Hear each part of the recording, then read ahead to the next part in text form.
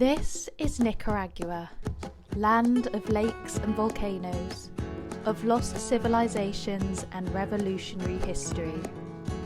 Over the past 2 months, I explored this country alone, hiking volcanoes, discovering ancient secrets, and finding adventure in unexpected places. But you've probably heard about it for different reasons. Nicaragua is a country that the world misunderstands, which only gains attention for its political conflicts. Let me show you what it's really like to explore Nicaragua as a solo female traveller. Welcome to Granada. Now, I got here yesterday and I have to say my first impressions were that the city was a bit loud and a bit dirty and a bit run down, but after spending a bit more time here, I can see that there is actually quite a lot to offer. So I want to show you around and introduce you to a few things. First things first, this city was founded in 1523 when the Spanish invaded Central America. It's actually one of the oldest cities in the whole of Central America. And as you're looking around, you'll see that there is a lot of Spanish-inspired architecture, which is super interesting. And as a result, the whole city has been designated a UNESCO World Heritage Site. It was here in Granada that Central America finally broke free from Spain in 1821, marking a turning point not only for Nicaragua, but for the whole of Central America in their fight for freedom. However, you'll notice that there is still a lot of Spanish influence in the Latino culture that exists here. For a taste of local life, you need to visit the Mercado Municipal, where people living in the city come to buy their daily essentials. This isn't a souvenir market, it's where people buy tropical fruits, fresh tortillas, spices, meat, vegetables and clothes, and walking through it can feel a little chaotic, but it's a great place to experience the raw energy of the city. Which leaves one more important place to visit before I leave. So for a better look at Granada's architecture, I've come to Iglesia de la Merced, and this building has been standing for over 500 years, and as you can see, this building has been through a lot. Before gaining independence, Granada was pillaged by pirates and burned down twice. But somehow, through all of that, this church has survived for 500 years. Iglesia de la Merced's church tower also has the best views of Granada and the volcanoes and lakes that surround the city, which is where I'd be heading next.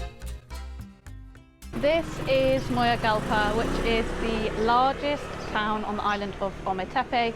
Ometepe is an island made of 2 volcanoes in the middle of Lake Nicaragua. I came here looking for peace and solitude, and that's exactly what I found.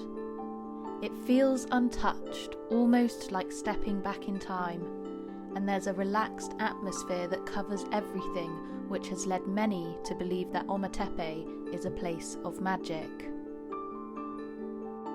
Most people here rely on farming, fishing and tourism, but beyond the stunning landscapes, what really fascinated me was the island's history, especially clues to Nicaragua's ancient history, which I discovered near the base of Madeiras volcano.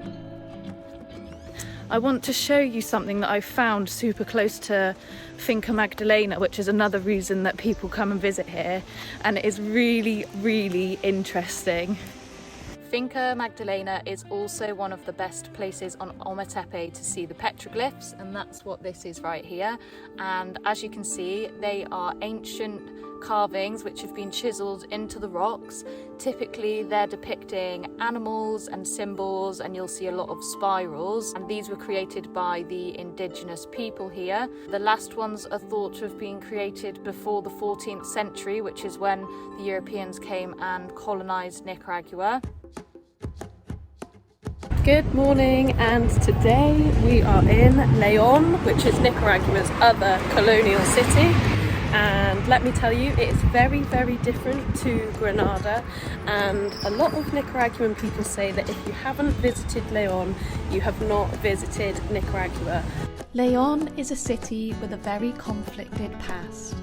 It was here that Nicaragua's revolution unfolded in 1979, when the people overthrew the Somoza dictatorship and sparked a new chapter in the country's history.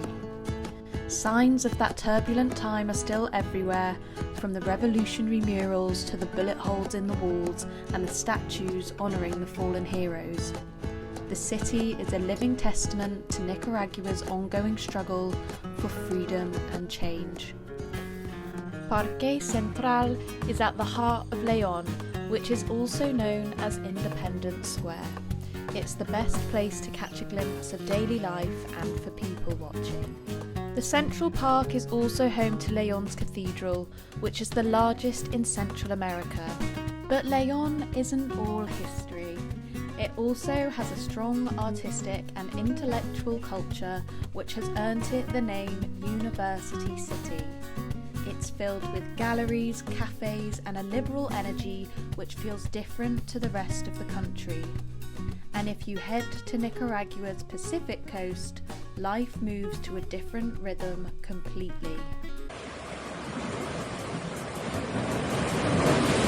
So it's pretty remote, and the best way to get around Popoyo is with a scooter. I haven't got one, and today I need to go and get a SIM card because the Wi-Fi connection drops in and out a lot, and there's quite a lot of power cuts.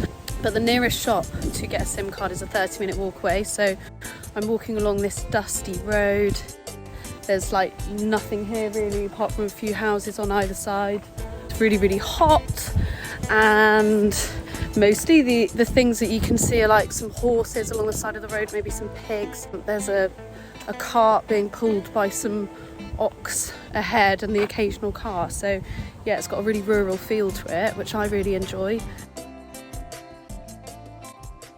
Good morning! It is a beautiful morning here in Popoyo, and I am going to take a boat to Lance's Left, which is a point break. When it comes to surfing, the first spot that we come to is Beginner's Bay, and this spot is best at low tide, and as the name suggests, this is where most people start off. Now I'm going to run along the beach to the next stop, which is where I normally surf. So let's go to Popoyo main break.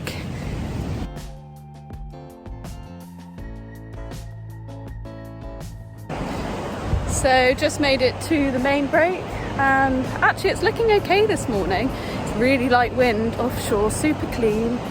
There's quite a few people in the water, but I have seen people getting some longish rides, so yeah, really good.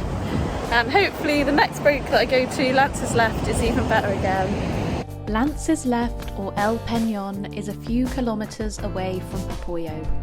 I decided to join a local surf school who would drive me there by jeep and then by boat to go and check it out. It felt amazing to access such a remote and beautiful place, and even though the waves were tiny, we had a lot of fun.